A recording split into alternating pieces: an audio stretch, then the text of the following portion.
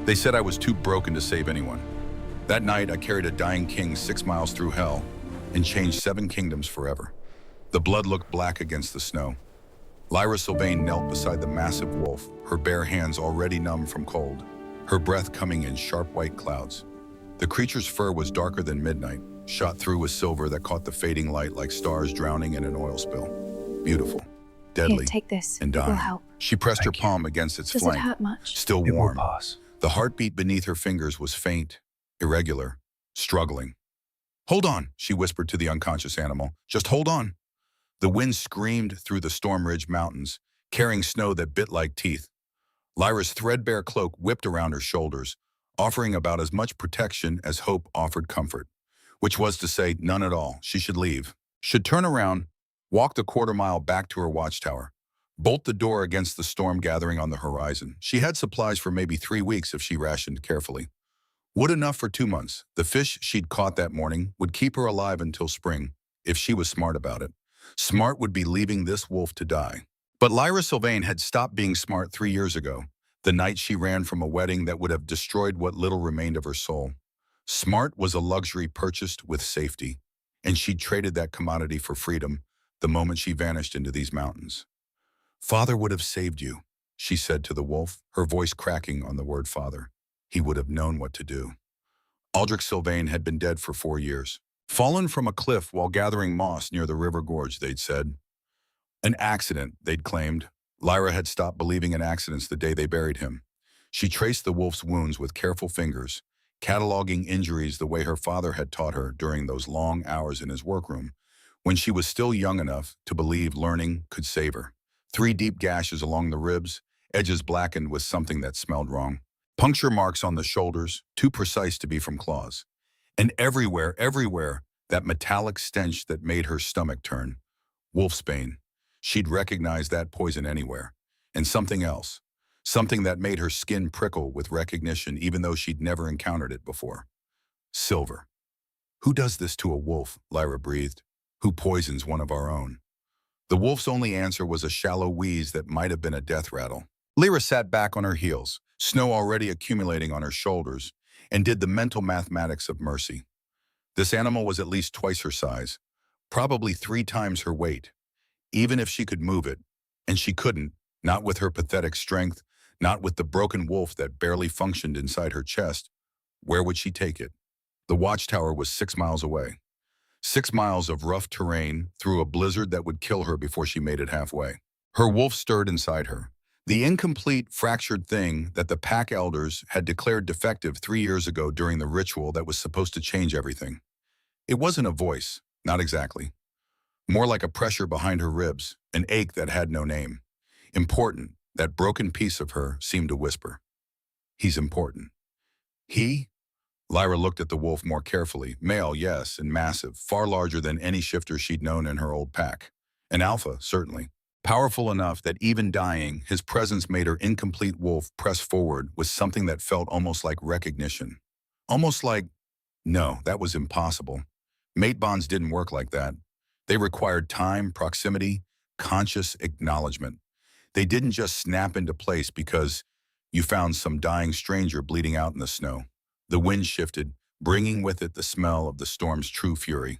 Lyra had lived in these mountains long enough to read weather like some people read books. She had maybe an hour before conditions became unsurvivable. After that, it wouldn't matter if she tried to help this wolf or not.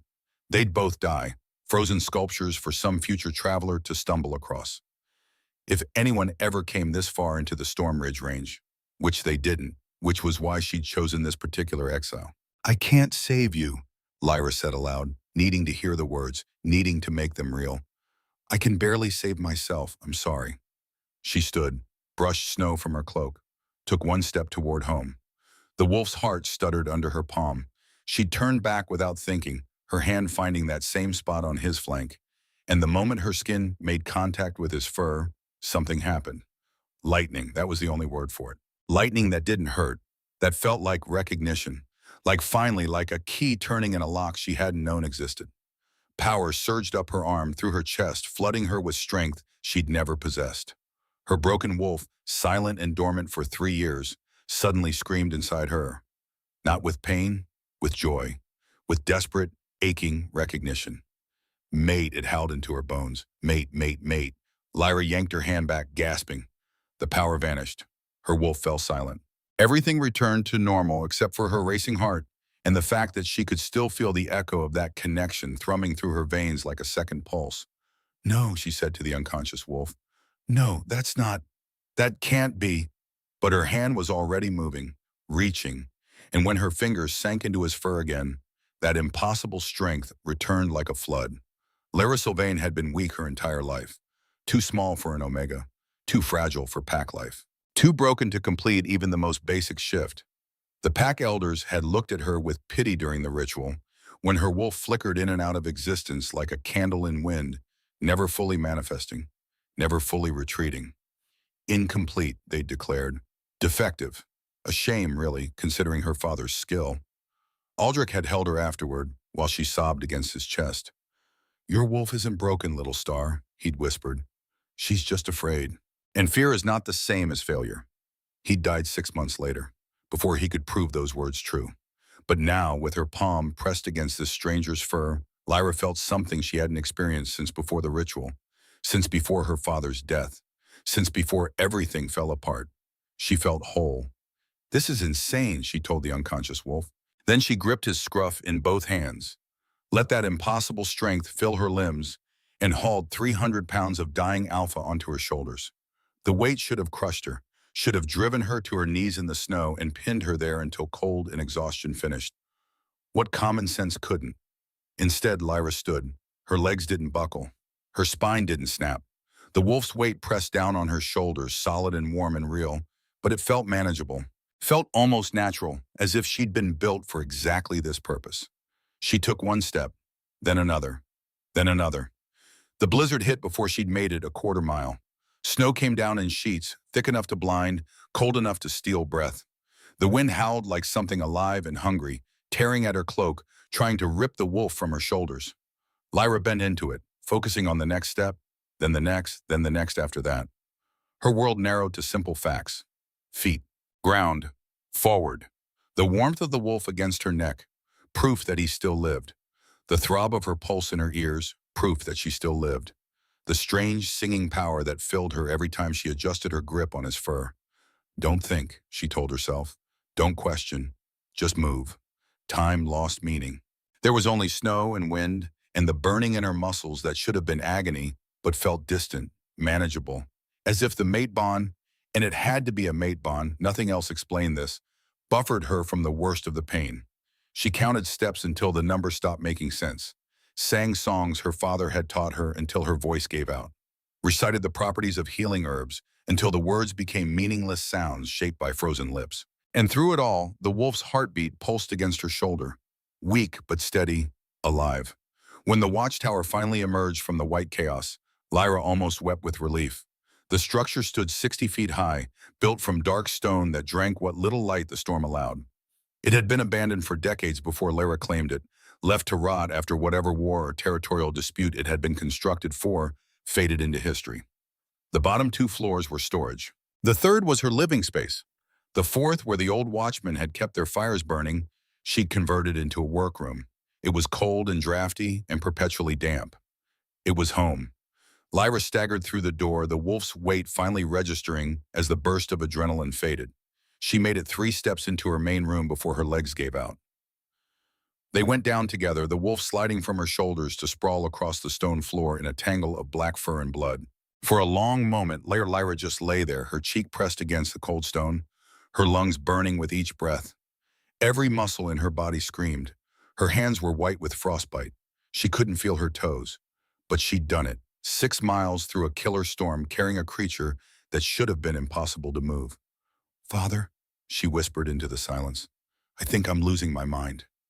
The wolf's chest rose and fell, shallow but rhythmic. Not dead yet, then. Lyra forced herself upright, hissing at the protest of abused muscles. The fire in her hearth had burned down to embers. She fed it wood with shaking hands, blew on the coals until flames caught and spread, filling the room with light and blessed warmth. Then she turned to properly examine what she'd rescued. In the firelight, the wolf looked even larger. His fur was remarkable up close, he thought, black as a moonless sky but threaded through with silver that seemed to shimmer when the flames danced. She'd never seen coloring quite like it. The wounds along his ribs gaped angry and red, still seeping blood despite the cold that should have slowed the bleeding. Lyra stripped off her soaked cloak and grabbed her supplies. Her father's training moved through her hands like muscle memory, automatic and sure. Clean the wounds first. Pack them with yarrow to stop bleeding, comfrey to speed healing, golden seal to fight infection.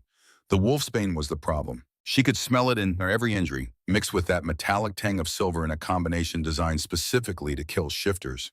Wolfsbane alone would burn through a wolf's natural healing. Silver alone would poison the blood. Together they created something worse than the sum of their parts. This wasn't an accident. This was assassination. "Who were you running from?" Lyra asked the unconscious wolf as she worked, her voice barely audible over the storm battering the watchtower walls. "And what did you do to make them want you dead badly enough to use weapons like these?" She packed the wounds with poultice, wrapped them with clean cloth, and prayed to God she'd stop believing in that it would be enough. The wolf's breathing stayed shallow but steady throughout. His heartbeat maintained that same irregular rhythm, struggling but persistent. When she finally sat back, hands stained with blood and herbs, exhaustion pulled at her bones with leaden fingers. The storm raged outside, the fire crackled in its hearth, and in her small living space, a massive dying wolf took up most of her floor, his presence so large it seemed to press against the walls. Lyra dragged her blankets from her narrow bed and spread them beside the wolf. Practical, she told herself. He needed warmth to survive. It had nothing to do with the hollow ache in her chest when she moved too far from his unconscious form. Nothing to do with the mate bond at all. She laid her hand on his shoulder, fingers sinking into thick fur, and let that electric connection wash over her again. Her broken wolf stirred in response, more present than it had been in years. "Who are you?" Lyra whispered. The wolf, of course, didn't answer. She fell asleep like that, one hand buried in his fur, and dreamed of running through forests she'd never seen, of a voice calling her name in tones that made her heart race, of silver light and golden eyes and the taste of freedom on her tongue. The wolf didn't wake the first day. Lyra changed the poultices 3 times, her hands moving with the precision her father had drilled into her during years of training. Each time she peeled away the herb-soaked cloth, she expected to find the wounds unchanged or worsening. Instead, they looked better, not healed. That would have defied nature entirely, but closing faster than any injury should, especially ones contaminated with wolfsbane and silver. "That shouldn't be possible," she murmured, pressing fresh yarrow against the deepest gash along his ribs. The mixture should have drawn out poison, yes, but this rate of recovery was wrong, unnatural. She'd seen strong alphas recover from similar wounds. It took weeks, not hours.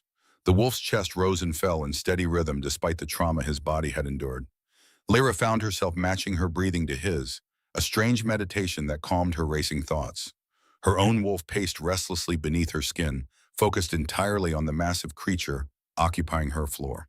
For 3 years, that presence had been barely a whisper. Now it was awake, alert, pressing forward with an insistence that felt foreign.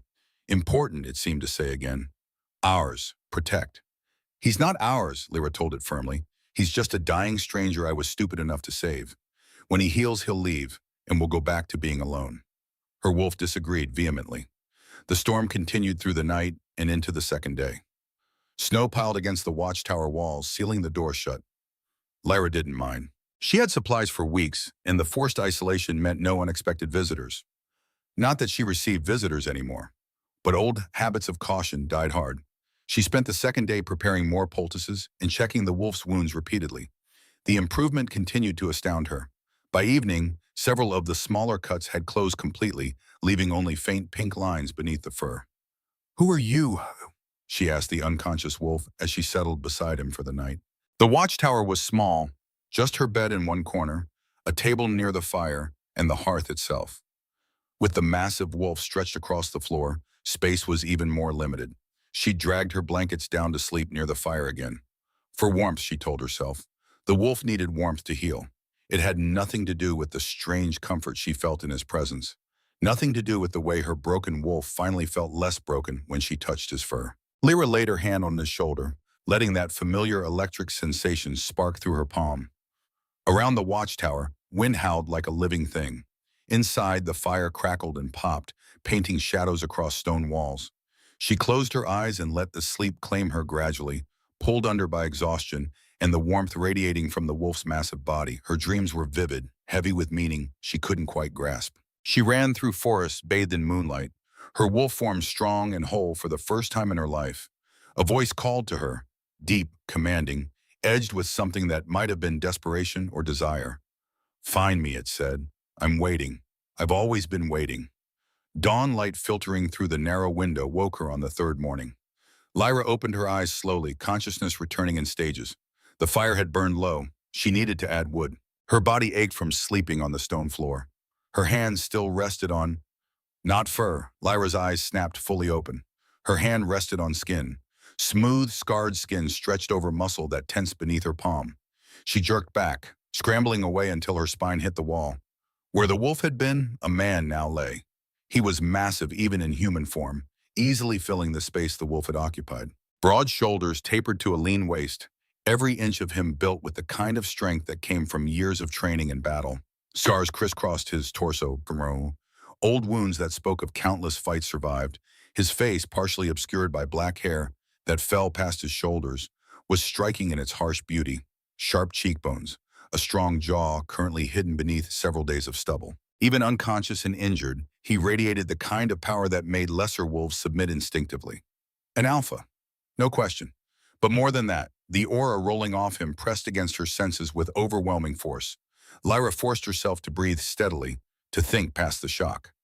Shifters transformed when unconscious sometimes, usually when their bodies decided the other form would heal faster. She'd read about it in her father's journals, though she'd never witnessed it personally. She grabbed a blanket and covered him, averting her eyes from his nakedness even as heat crept up her neck. 3 years of isolation hadn't completely erased her sense of propriety. Once he was covered, she moved closer, checking his wounds with clinical detachment. Or trying to. Her hands trembled slightly as she peeled back the blanket to examine the injuries that had looked so severe on the wolf. In human form, they appeared even more deadly. Deep gouges across his ribs had barely closed.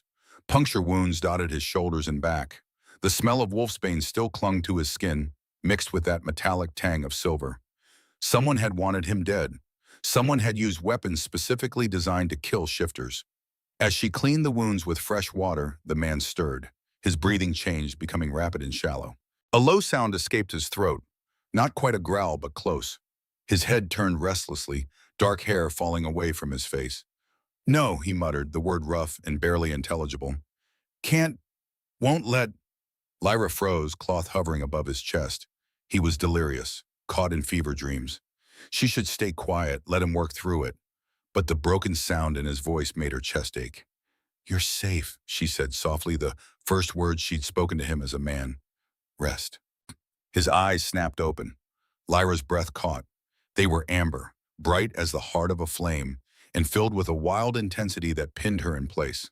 For a moment, those eyes focused on her with perfect clarity, tracking her face like he was memorizing every detail. His lips moved, forming a word that seemed dragged from somewhere deep. "Mate." Then his eyes rolled back and unconsciousness claimed him again. Lyra sat motionless, her heart pounding so hard she could hear blood rushing in her ears. Mate. He'd called her mate. The word resonated through her wolf, who surged forward with sudden, fierce recognition. But that was impossible. She'd never met this man before. Mate bonds didn't work that way. They required time, proximity, mutual recognition. Unless the stories she'd heard as a child were true. The ones about fated mates who recognized each other instantly, whose souls called to each other across distance and circumstance. She'd always thought those were fantasies, tales told to make young wolves dream of romance instead of facing the reality of political matches and pack alliances. "You're delirious," she told the unconscious man firmly, as if he could hear her. "You don't know what you're saying." But her wolf disagreed vehemently, pacing and pushing against her control with unusual strength. "Mine," it seemed to say, "ours, protect." Over the next hours, the man's fever worsened. He thrashed weakly, muttering words that made no sense strung together, but painted a picture of betrayal and desperation. He spoke of poison and counsels, of enemies wearing friendly faces. A name came up repeatedly, Cassius, sometimes as a curse, sometimes as a plea. "Cassius," he gasped during one particularly violent spell. "Get back! Tell them! Traitor in the—" His body convulsed, and Lyra held him down, using the blanket to keep him from injuring himself further. She pressed cool cloths to his forehead, forced water between his lips when she could, and prayed that he would survive. The storm outside had finally quieted. Through the window, she could see pale sunlight struggling through heavy clouds. They were still snowed in, but the worst had passed. She should feel relieved. Instead, she felt trapped in a different way. Trapped by the presence of this stranger who called her mate, who carried wounds that spoke of deadly enemies, who radiated power that made her wolf sing. As the third day bled into the fourth, the fever finally broke. The man's thrashing subsided, his breathing evening out into true sleep rather than unconscious delirium. Lyra sagged with relief, exhaustion pulling at her bones. She'd barely slept since finding him, too afraid that if she looked away for even a moment, death would claim him. She allowed herself to rest then, curling up beside him on the blankets, her hand finding his shoulder as if magnetized. That electric connection sparked between them, familiar now, almost comforting. "Who are you?" she whispered to the sleeping man. "And what have I brought into my home?" He didn't answer. But in sleep, his face looked younger, less harsh, almost peaceful. Lyra closed her eyes and let exhaustion pull her under. When she woke, firelight was dancing across rough stone beams and the scent of herbs filled the air. And the man was watching her. Lyra jerked upright, her heart slamming into her ribs. He'd propped himself against the wall, the blanket pooling around his waist, his amber eyes tracking her with an intensity that made her breath catch. "You're awake," she said, the words coming out steadier than she felt. Apparently. His voice was rough from disuse, deep enough to resonate in her chest. "How long?" "4 days since I found you. 3 since you shifted." He absorbed this information with the calm of someone used to processing bad news. Then his eyes moved around her living space, taking in the stone walls, the narrow window, the simple furnishings. "Where am I?" "My home. A watchtower in the Storm Ridge Mountains." Lyra stayed where she was, giving him space, watching him the way she might watch a wounded predator. "You were dying when I found you. Wolfsbane and silver poisoning. I brought you here." "Brought me." Something that might have been amusement flickered across his face. "From where?" 6 miles south, in a blizzard." His eyes sharpened, really looking at her now. She was slight, her shoulders narrow beneath her worn dress, her hands small and scarred from years of work. Nothing about her suggested the strength needed to carry a 300-pound wolf through a storm. "That should have been impossible," he said slowly. "I know." Lyra met his gaze steadily. "But I touched you and I felt something. Power, maybe. My wolf woke up for the first time in 3 years. It gave me the strength I needed." Understanding dawned in those amber eyes, followed by something that looked like recognition. Like he'd been waiting his whole life to hear those exact words. "The mate bond," he said quietly. "Maybe." Lyra wrapped her arms around herself. "Or maybe desperation. Or temporary insanity. I haven't decided yet." He tried to sit up and immediately regretted it. Pain lanced across his face and he fell back with a grunt that came out more growl than human sound. "Don't move yet," Lyra said, moving to his side on instinct. "Your wounds are barely closed. You'll tear them open." But she was close enough now that the bond thrummed between them, that electric connection that made her broken wolf press forward eagerly. The man's hand moved, slow and deliberate, reaching for her. His fingers brushed her wrist, and that now familiar power surged through the contact point. "What's your name?" he asked, his thumb tracing small circles against her pulse. "Lyra. Lyra Sylvain." His entire body went still. "Sylvain?" "Yes. Why?" "Your father." "What was his name?" Dread pulled in her stomach. "Aldrich. Aldrich Sylvain. He died 4 years ago. Why does that matter?" The man closed his eyes, something that might have been grief or guilt crossing his features. When he opened them again, they held a weight that made her chest tighten. "I knew him," he said quietly. "Aldrich he was important to me. I'm sorry for your loss." "You knew my father?" Lyra's voice cracked on the word father. "How?" "I'll explain. But first," he managed to prop himself against the wall, wincing with each movement. "I need to tell you who I am, and why I was dying in your mountains." "You said your name was—" Lyra paused, realizing he'd never actually introduced himself. "I don't know your name." "Zephyr." He held her gaze, and she saw the moment he decided to trust her with truth. "Zephyr Ashenwolf, Alphaking of the 7 territories." The world tilted. Alphaking. Not just a pack alpha, but the supreme authority over all shifter kind. The ruler whose word was absolute law, whose power was legendary, whose very name inspired fear and respect in equal measure. "You're lying," Lyra whispered. "I'm not." He reached for something at his throat, a chain she hadn't noticed, hidden beneath the blanket. He pulled it free, revealing a pendant worked in silver and obsidian, marked with 7 interlocking circles. The royal seal. Lyra stared at it, her mind struggling to process. She'd rescued the Alpha King, carried him 6 miles through a blizzard, nursed him back to health in her tiny watchtower. "You lied to me," she said, though she realized immediately how absurd that sounded. She'd never asked his identity. He'd been unconscious. "I didn't lie," Zephyr said carefully. "I never told you I was someone else. And before you say it, yes, I would have told you immediately if I'd been conscious. But I was dying, and you saved my life before I could introduce myself properly. Why were you in the Stormridge Mountains? This is nowhere near the capital." "Because I was dying and running blind." His jaw tightened. "Someone poisoned me. Wolfsbane and silver mixed in a compound designed to kill slowly. I shifted and fled before they could finish what they'd started." Lyra's medical training wore with shock. The injuries made sense now. This wasn't a random attack or territorial dispute. This was assassination. "Who?" she asked. "I have suspicions, but no proof yet." Zephyr's eyes held hers. "What I do have is a dead royal physician who was investigating those same suspicions 4 years ago. A man named Aldrich Sylvain, who fell from a cliff in circumstances that were far too convenient to be accidental." The room spun. "My father was your royal physician?" "For 5 years. He was more than that, though. He was my friend, my confidant, one of the few wolves I trusted completely." Zephyr's voice roughened with emotion. "He was investigating Cassius Thorngate, my royal counselor, when he died. I suspected murder, but I had no proof. And without proof, accusing someone as powerful as Cassius would have torn the kingdom apart." Lyra's hand moved to her pocket, to the journal fragment she'd been carrying since she found it. She pulled it out, the pages worn and water-stained, and held them up so Zephyr could see. "Cassius Thorngate," she read from her father's handwriting. "The king. Betrayal." Zephyr's face went hard as stone. "Where did you find that?" "Hidden in my father's workroom. After he died, I searched everything, trying to understand. This was all I could read. The rest was destroyed by water damage." "Your father knew," Zephyr said quietly. "He knew, and Cassius killed him for it." The words hung in the air between them, heavy with implication. "And now Cassius tried to kill you," Lyra said. "Yes." "Does he know you survived?" "I don't think so. I made it to the mountains before collapsing. If his assassins tracked me this far, they would have found me already." Zephyr's eyes moved to the window, to the snow-covered landscape beyond. "But they will look eventually, and when they don't find a body, they'll know I'm alive. Then you need to leave." The words hurt to say, but Lyra forced them out. "As soon as you can travel, you need to get back to the capital." "I know." His hand found hers, fingers lacing together.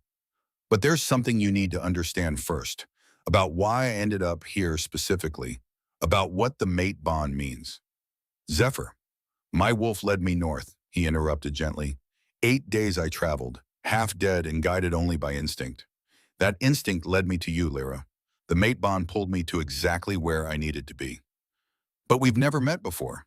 "No, but your father talked about you constantly.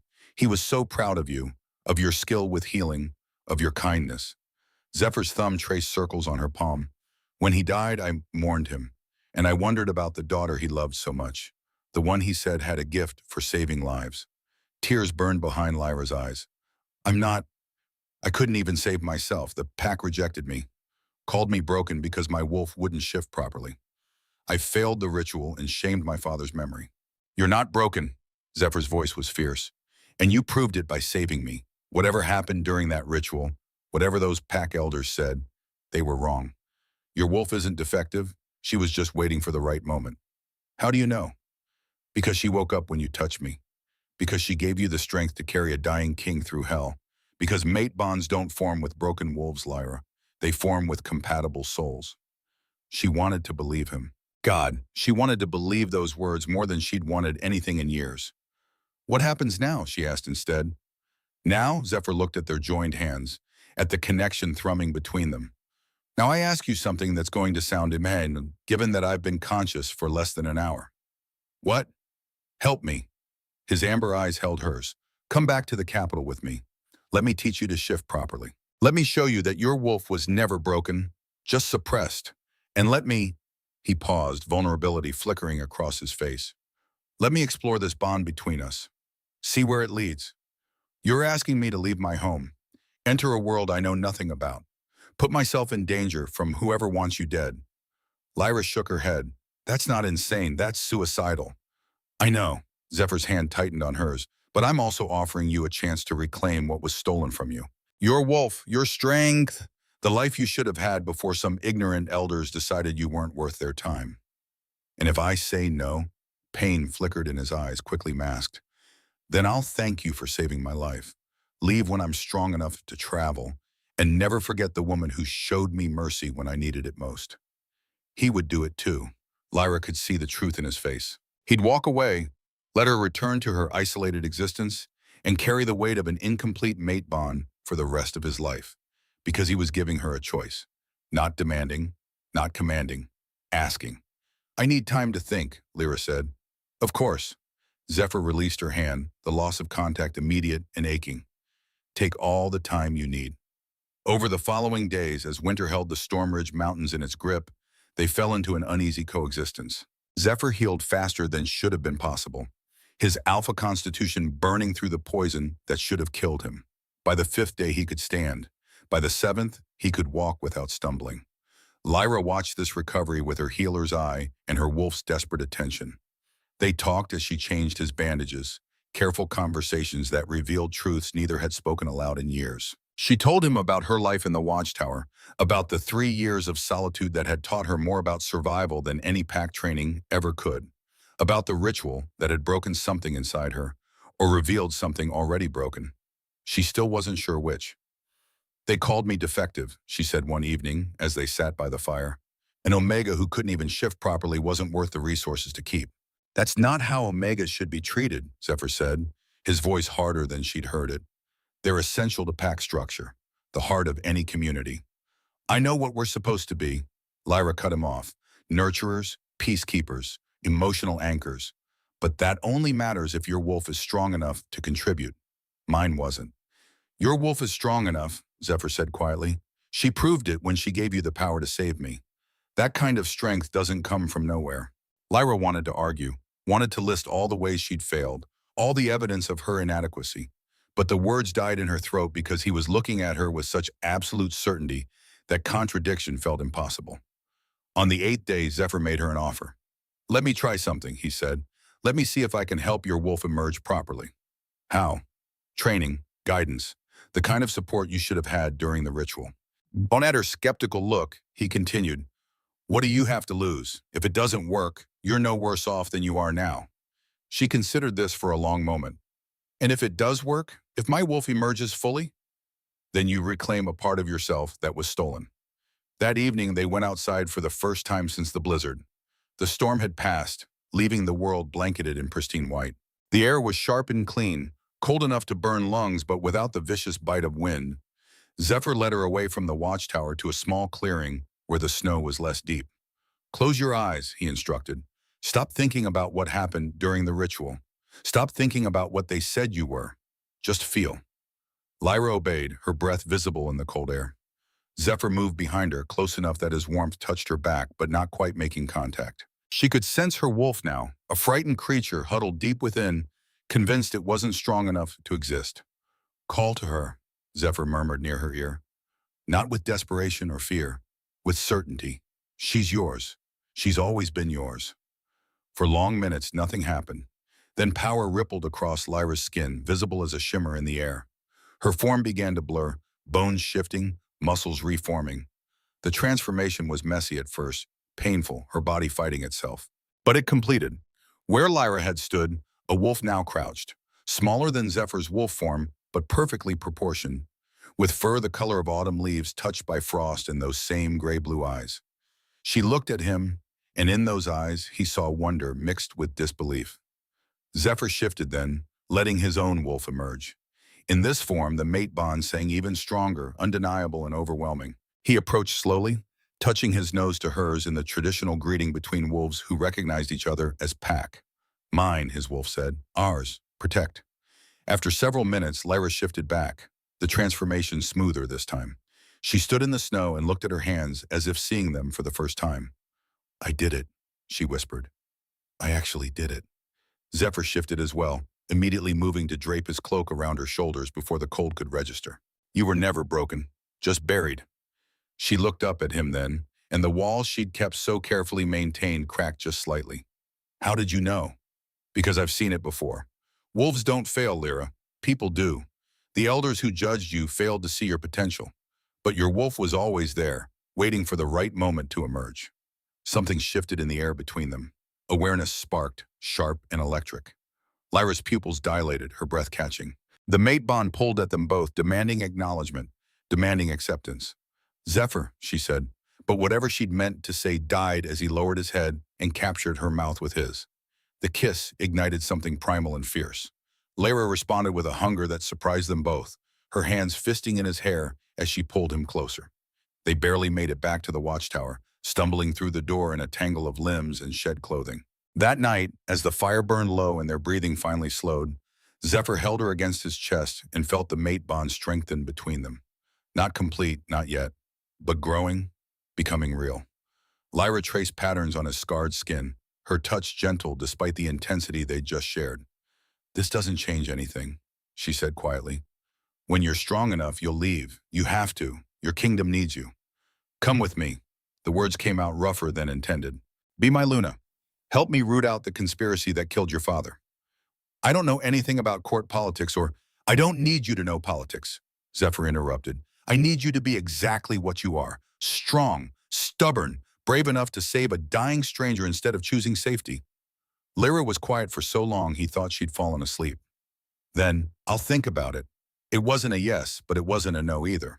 That's all I ask, Zephyr said, and pressed a kiss to her hair. They stayed like that as snow continued to fall outside, wrapped in each other, and the warmth of acknowledgement neither could quite voice. Tomorrow would bring its own challenges. Decisions would need to be made. But tonight they had something resembling peace. On the 12th morning, Zephyr stood by the window, fully healed, watching dawn paint the snow-covered mountains in shades of gold and rose. It's time, he said quietly. Lyra didn't pretend not to understand. She'd known this moment was coming since the first day he'd woken, had been preparing herself for it, building walls around the part of her heart that had started to hope. Your beta is coming? She asked. Ronan will be here in 10 days as promised, but I can't wait that long. Every day I'm gone is another day Cassius consolidates power, another day he believes he's gotten away with murder. Zephyr turned to face her. I need to get back before it's too late. I understand, but there's something you need to know first. He crossed to her, taking her hands in his. Cassius doesn't know I survived. That gives me an advantage. But if he discovers I'm alive and that I've found you, Aldrich's daughter, the one person who might have evidence of his crimes, he'll come for you. Ice slid down Lyra's spine. He doesn't know I exist. He knew Aldrich had a daughter. And if his spies are thorough, they'll have tracked me here. They'll know someone saved me. Zephyr's grip tightened. You're not safe here anymore, Lyra, not alone. I've been alone for 3 years. You weren't a threat before. Now you are. His amber eyes held hers. Come with me. Let me protect you. Let me give you the life your father wanted for you. Safe, valued, part of something larger than survival. As what? Your mate? Your Luna? Lyra pulled her hands free. I don't even know you, not really. 12 days doesn't make a bond, Zephyr. It makes a beginning at best. Then let it be a beginning. He didn't reach for her again, giving her space to think. Come to the capital. If after a month you decide this isn't what you want, I'll send you anywhere you choose. Set you up with resources, protection, a new identity if needed. But give us a chance. Give yourself a chance. Lyra walked to the window, staring out at the mountains that had been her prison and sanctuary for 3 years. She thought about her father, murdered for discovering a truth no one wanted exposed, about the broken girl she'd been, declared defective and discarded, about the woman she'd become in isolation, strong enough to save a king, but still haunted by the voices that said she wasn't enough. And she thought about the wolf that had finally emerged, the power that had thrummed through her veins when she touched Zephyr, the possibility of belonging to something again. 10 days, she said without turning around. You said Ronan comes in 10 days? Yes. Then I'll have an answer for him when he arrives. Lyra faced Zephyr, her expression carefully neutral. Go do what you need to do. Save your kingdom, and I'll decide if I want to be part of it. Pain flickered across his face, quickly masked. That's fair. He gathered his few belongings, the cloak she'd given him, supplies for the journey. At the door he paused. The mate bond will hurt, he said quietly, being separated. You'll feel it as an ache in your chest, like something vital is missing. I'll feel it too. I know. And you're willing to endure that? For 10 days? Lyra met his eyes steadily. I've endured worse. Zephyr crossed the distance between them in 3 strides, cupping her face in his hands and kissing her with a desperation that stole her breath. When he pulled back, his eyes blazed gold. 10 days, he said. And then, Lyra Sylvain, you're going to choose me. Choose us. Because you're too brave to hide forever, and I'm too stubborn to let my mate slip away. Then he was gone, disappearing into the winter landscape with the fluid grace of someone born to run. Lyra stood in the doorway long after he'd vanished from sight, one hand pressed to her sternum, where it felt like something vital was being torn away. Inside, her wolf howled, and in a watchtower in the Storm Ridge Mountains, a woman who'd been called broken began to believe she might be something else entirely. Whole. The first day without him was the hardest. Lyra woke to silence so complete it felt like death. No breathing beside her. No warmth radiating from a body that had occupied her floor for 12 days. Just cold stone and colder air, and the hollow ache in her chest where the mate bond pulled at her like a fishhook embedded in bone. She pressed her palm against her sternum, feeling her heart beat too fast beneath ribs that suddenly seemed too small to contain all this emptiness. This is what you wanted, she told the empty watchtower. Space, time, choice. Her wolf whimpered, a sound of pure misery. Lyra forced herself through her morning routine with mechanical precision. Feed the fire, melt snow for water, check supplies. The fish she'd caught that day, the day she'd found Zephyr bleeding in the snow, still hung from the rafters, frozen solid and untouched. She couldn't bring herself to eat them, couldn't shake the feeling that consuming them would somehow erase the last evidence that any of it had been real. The rescue, the 12 days. The impossible kiss that had ignited something in her chest she'd thought long dead. By midday, the ache had spread. Her bones hurt. Her skin felt too tight. Every breath came shallow and painful, like her lungs had forgotten how to expand properly. The mate bond, pulling at the distance between them. 10 days, Lyra whispered to her reflection in the ice-glazed window. You can survive 10 days of anything. She'd survived 3 years of isolation. Survived rejection and loss and the slow erosion of hope. 10 days was nothing, except it felt like everything. The second day, she tried to distract herself with work. The watchtower needed repairs. Stones had come loose on the 3rd floor. The roof leaked in 2 places. She should gather more firewood before the next storm hit. Should. Lyra climbed to the 4th floor, her workroom, where shelves lined the walls holding jars of dried herbs and remedies she'd spent 3 years perfecting. Her father's books were here too, the ones she'd smuggled out when she fled. Water-stained and fragile, but still legible. She pulled the journal fragment from her pocket, the one with her father's handwriting, the one Zephyr had looked at with such pain. Cassius Thorngate, the king, betrayal. What else had her father written? What evidence had he found that led to his murder? Lyra began searching in earnest, pulling books from shelves, checking for hidden pages or false bottoms. For 3 years, she'd avoided this, avoided picking at the wound of her father's death. But now, with Zephyr's revelations still ringing in her ears, she needed to know. She found it tucked inside a medical text on poisons. A pendant. Silver. Worked with intricate knotwork, small enough to fit in her palm. The moment her fingers closed around it, warmth spread through her hand. The world tilted. Suddenly, she was seeing through different eyes, standing in a room she didn't recognize. Her father's voice, Aldrich's voice, spoke with quiet urgency. If something happens to me, this will activate for you, only for you, Lyra, my daughter, my little star. The vision shifted. Her father standing over a stone altar, speaking words in the old tongue she barely understood. His hands glowed with silver light as he pressed them to his chest, then reached toward empty air as if offering something invisible. I give you my gift, he said, his voice echoing strangely, the healing that runs in our bloodline. I give it to you, dormant until the day you truly need it. When your life hangs by a thread, when death reaches for you, then, my star, you will shine. The vision ended abruptly, leaving Lyra gasping on the workroom floor, the pendant clutched so tight its edges bit into her palm. A death ritual. Her father had performed a death ritual before he died, transferring his healing gift to her, making sure that even if Cassius succeeded in killing him, the power wouldn't be lost. making sure his daughter would have one last protection against whatever darkness was coming. Lyra pressed the pendant to her lips, tears streaming down her face. "I understand now, Father," she whispered. "I understand." The third day she made her decision. Lyra stood in the clearing where Zephyr had taught her to shift, looking at the packed snow that still held the impression of wolf paws. Hers and his, circling each other in that moment of recognition. She would go to the capital, would find Zephyr and tell him yes, not because she was ready, not because the mate bond demanded it, but because her father had died trying to expose Cassius's treachery and someone needed to finish what he'd started. Because she'd spent 3 years hiding, and hiding hadn't made her safe. It had just made her alone. Because Zephyr was right. She was too brave to hide forever. Lyra went back inside and began packing. Her father's books, the pendant, changes of clothes, dried herbs, the few possessions that mattered.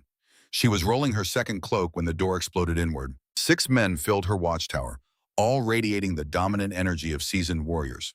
Mercenaries, the kind of wolves who sold their loyalty to the highest bidder and their conscience to no one. The leader was massive, scarred, with cold eyes that assessed her as merchandise rather than person. He smiled, and it was the smile of a predator who just cornered prey. "Lyra Sylvain," he said, his voice rough as gravel, "you're coming with us." Lyra's wolf surged forward instantly, stronger than it had ever been. For the first time in her life, she didn't hesitate, didn't second guess, didn't freeze. She shifted. The transformation came smoothly, power flooding through her as bones restructured and fur erupted across her skin. She was smaller than these males, outweighed and outnumbered. But what she lacked in size, she made up for in speed and desperation. The first mercenary who reached for her lost 3 fingers to her teeth. The second took claws across his face that would scar even after healing. Lyra fought with everything she'd learned from years of survival, every lesson about finding weak points and exploiting them. But 6 against 1 was mathematics even courage couldn't overcome. Hands grabbed her hind legs and yanked. She went down hard, skull cracking against stone. Stars exploded across her vision. Before she could recover, silver chains materialized, wrapping around her throat with agonizing efficiency. The metal burned where it touched. Her wolf screamed, and the shift reversed involuntarily, leaving her naked and gasping on the cold floor.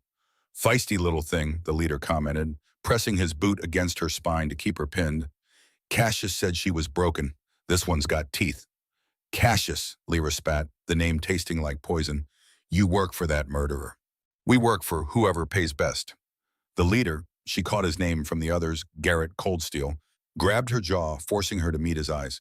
"And the royal counselor pays very well for special deliveries, like Alphaking's mates, for instance." Ice flooded Lyra's veins.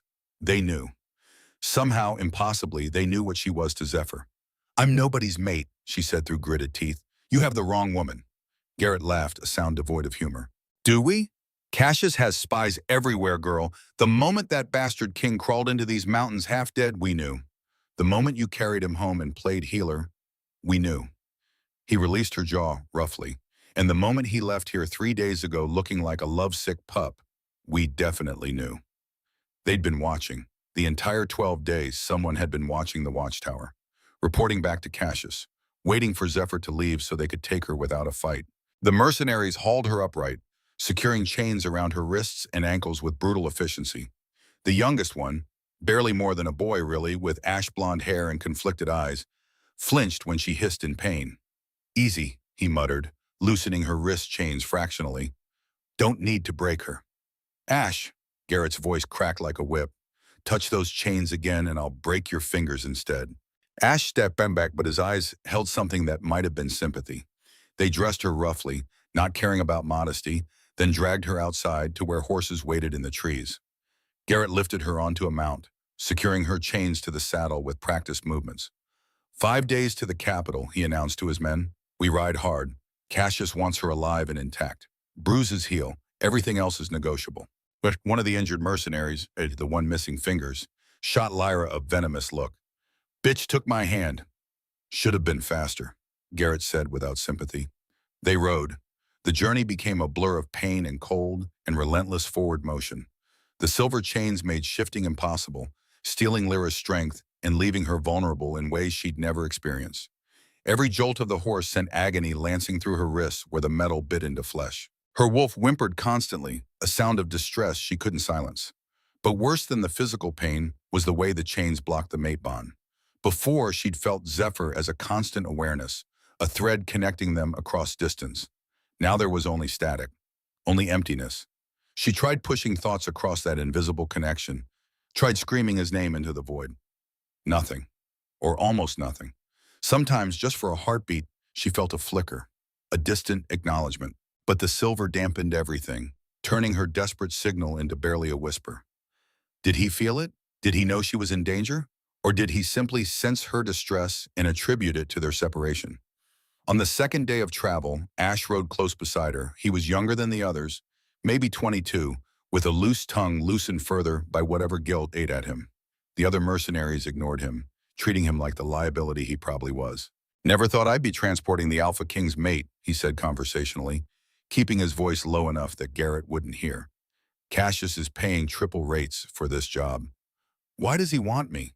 Lyra asked, though she suspected she knew the answer. "Leverage." Ash took a drink from his water skin. "Kill a mate, you kill the Alpha's strength. Mate bonds aren't just romantic nonsense, they're power conduits. Break one half of the bond permanently, the other half becomes weak, vulnerable." Everything inside Lyra went cold. "He's going to kill me. Eventually." Ash's tone was matter-of-fact, almost apologetic.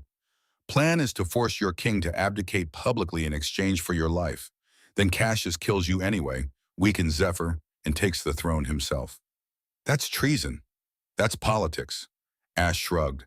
"Cassius has support. 2 territorial alphas have already pledged their forces. When the Alpha King falls, they'll be rewarded with expanded territories and trade rights. 2 territorial alphas conspiring with Cassius. The conspiracy ran deeper than even Zephyr had suspected. Her father had died trying to expose this corruption. Now Lyra found herself trapped in the center of it, a pawn in a game she barely understood. "Why are you telling me this?" she asked quietly. Ash was silent for a long moment. "I had a sister once, Omega, like you. Package said she was too weak, not worth feeding during a hard winter. They killed her, said it was mercy." His hand tightened on the reins, knuckles white. "I joined Garrett's crew because I needed money. Didn't ask questions about the walls, but this?" He looked at her and his eyes held genuine regret. "You remind me of her, and I can't just pretend that's okay." "Then help me escape." "Can't. Garrett would kill me, kill my family." Ash shook his head. "But I can make the journey less painful. That's all I can offer." It wasn't enough, but it was something. "Thank you," Lyra said. Ash rode away before Garrett could notice the conversation, but from then on, her chains were always slightly looser than they should have been. Her water ration slightly larger. Small mercies from someone who couldn't afford larger ones. On the third day, Garrett rode back to check on his captive. "You're holding up better than expected," he observed, studying her with something almost resembling respect. "Most Omegas would be broken by now." "I'm not most Omegas." "No, you're not." His smile turned cruel. "You're from the Sylvain bloodline. That true?" Lyra's throat tightened. "It was, long ago."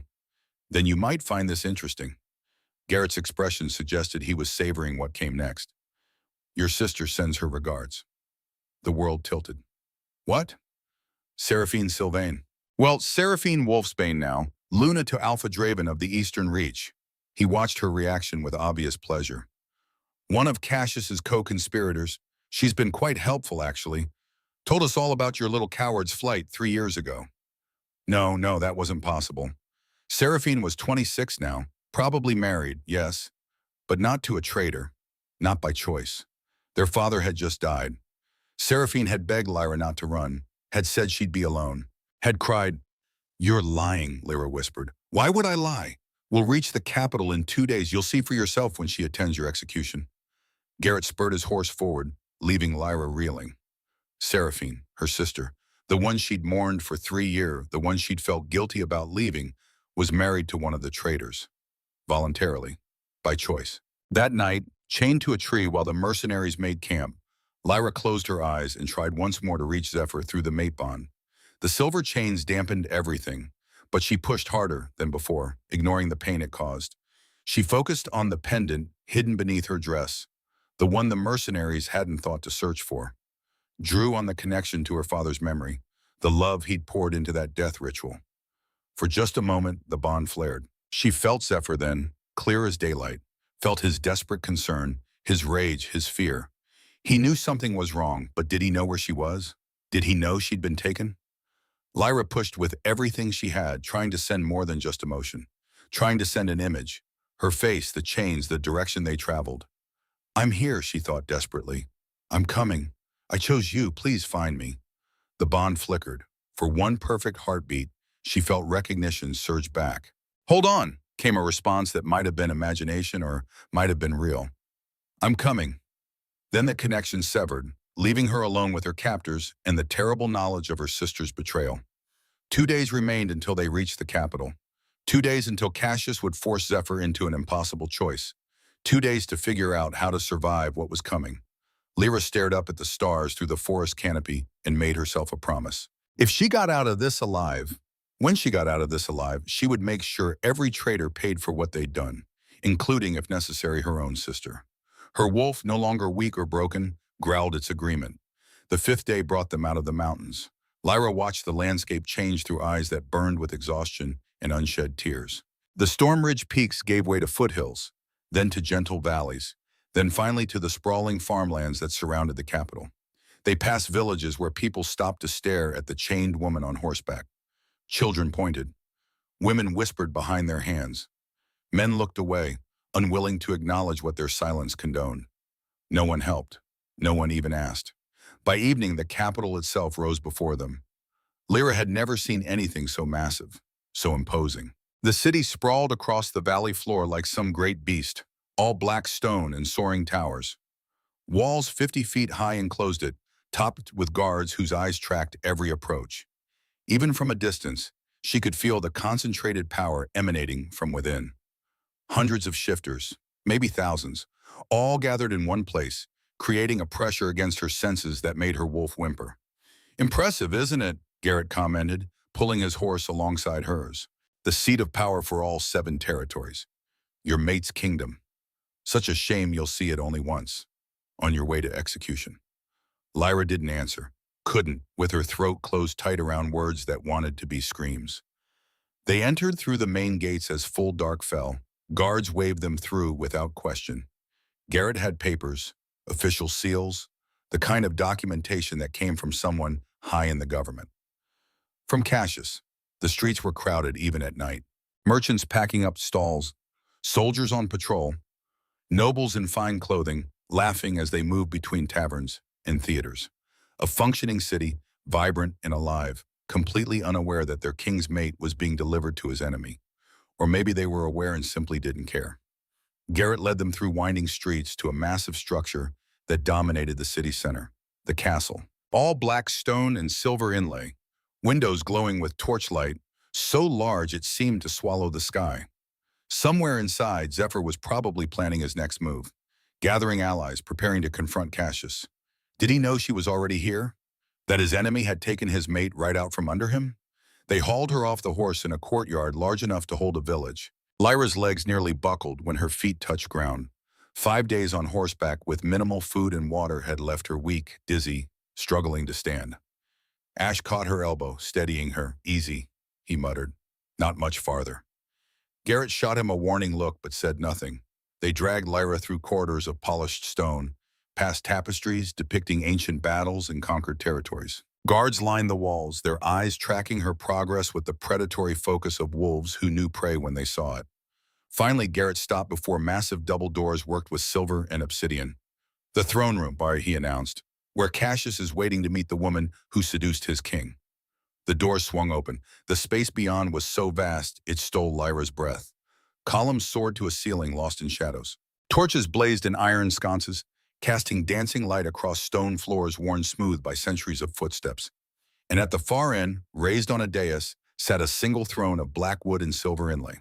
The man occupying it was older than Zephyr, perhaps in his 50s, with silver threading through dark hair and cold eyes that assessed her with the precision of a merchant evaluating livestock.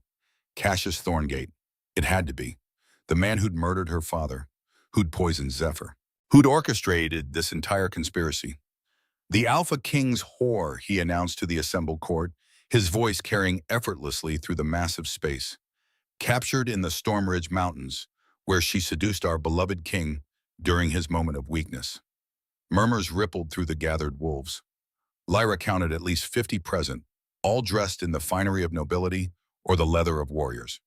Power radiated from many of them: territorial alphas, nobles, counselors, witnesses to whatever spectacle Cassius had planned. Garrett shoved her forward. Lyra stumbled, caught herself, forced her spine straight despite the chains weighing her down. "I am no one's whore," she said clearly, proud that her voice didn't shake. "I saved a dying wolf from the snow, that's all." Cassius smiled, the expression holding no warmth. "Is that what you call it? How convenient that the wolf you saved happened to be the most powerful shifter in existence. How fortunate that he spent 12 days in your isolated watchtower with no witnesses to contradict whatever poison you dripped in his ears." "I poisoned no one." Lyra met his eyes directly, refusing to cower. "But someone did. Someone who knew exactly what mixture of wolfsbane and silver would kill an Alpha King slowly enough for him to escape. Someone who had access to the Royal Council's wine." The room went utterly silent. Cassius's smile froze, then twisted into something uglier. "Careful, girl. Accusations against the acting regent require proof you don't possess." "Acting regent?" Lyra's laugh was sharp, edged with the kind of fury that came from watching your father's murderer sit on a throne. "Is that what you're calling yourself now that you think Zephyr is dead?" "The king is," Cassius began. "The king is very much alive." Every head turned. Zephyr stood in the doorway, flanked by a dozen armed wolves. He was dressed for battle, leather and steel, replacing the simple clothes he'd worn at her watchtower. His beard was freshly trimmed, his black hair pulled back, and his amber eyes blazed with barely contained rage. He looked every inch the warrior king, and the power rolling off him made several lesser wolves drop to their knees instinctively. Lyra's heart slammed against her ribs. He'd come. Despite everything, despite the danger, he'd come for her. "Zephyr," Cassius rose slowly from the throne, his composure cracking. "We thought you dead. This is a joyous occasion. Save your lies." Zephyr descended into the throne room, his wolves fanning out behind him. The largest, a sandy-haired man with warrior scars and shrewd eyes, had to be Ronan, the beta Zephyr had mentioned. "I know what you did," Zephyr continued, his voice carrying the weight of absolute authority. "I know about the poison. I know about the conspiracy. You know nothing." Cassius's facade shattered, revealing desperation beneath. "You have no proof of anything." "I have enough." Zephyr's gaze found Lyra across the room, and something in his expression softened fractionally before hardening again. "Release her. Now." "I think not." Cassius snapped his fingers. More wolves emerged from side doors, armed and ready. 20, 30, 40. They surrounded Zephyr's small force, weapons drawn, creating a circle of steel and teeth. "You see, my king," Cassius said, his confidence returning with the show of force. "You've walked into a trap. You care for this broken Omega. You'd do anything to protect her. So here's my offer. Abdicate the throne publicly. Name me your successor, and I'll let her live." "No deal." Zephyr's hand moved to the sword at his hip. "Let her go or I'll take her by force." Cassius laughed. "You're outnumbered. My wolves are loyal. They'll cut you down before you reach the dais." "Your wolves?" Ronan's voice carried clearly across the throne room. "Look again, traitor." As if choreographed, 20 of Cassius's supposed supporters turned. Weapons that had been aimed at Zephyr now pointed at their former allies.